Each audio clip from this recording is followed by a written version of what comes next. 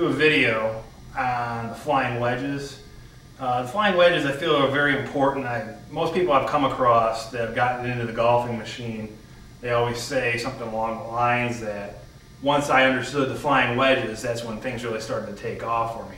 And I agree, a lot of the same type of concept and principles of the flying wedges, once I finally understood it, that's when things started to get a little bit better for me.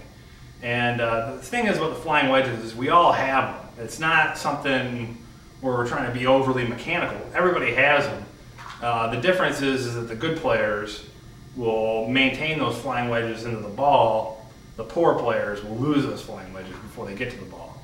And it has nothing to do with hitting a gap wedge or a sand wedge or a pitching wedge or a lob wedge or a tack wedge. It has to do with the angles that are formed, almost like a door wedge, that are formed between your arms and the club shaft.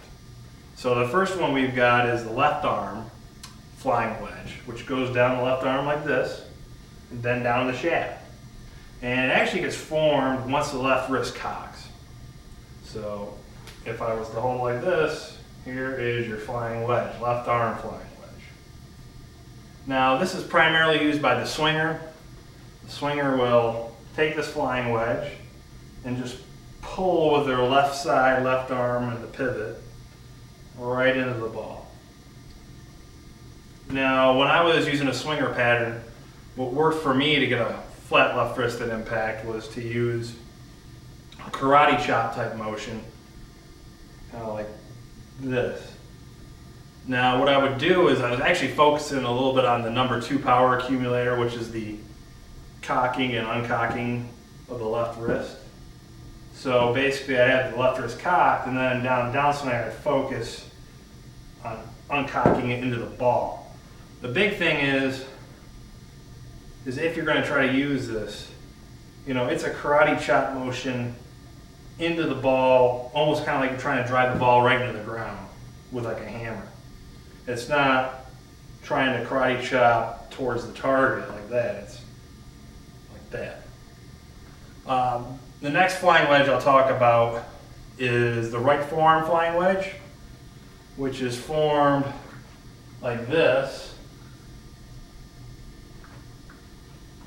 And this is primarily used by the hitter. So the hitter gets right here, he's got his flying wedge, and he's trying to drive it right into the ball.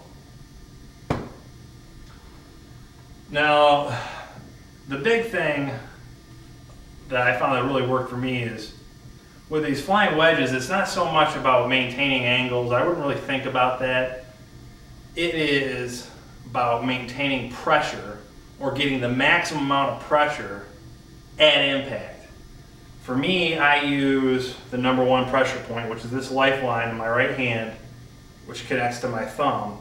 And I kind of feel like I'm doing a palm heel strike into the ball. Like you see ladies, the self-defense courses, they'll talk about a palm heel strike like that into the attacker. I'm just palm heel striking into my thumb into the ball. You can also use the number 3 pressure point, which is this base joint in the index finger.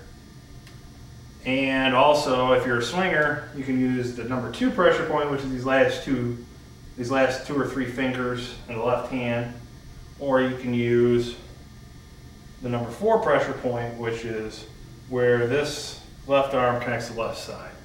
I feel whichever ones you use, even if you use a combination, you want to get it maximum pressure right into the ball, right at impact.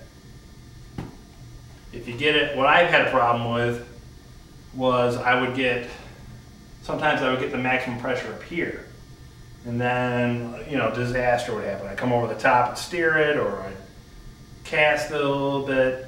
But if I got the maximum pressure here, then the lag and the flat left wrist, all that would follow. So I hope that helps you out. If you have any questions, just feel free to ask them on my blog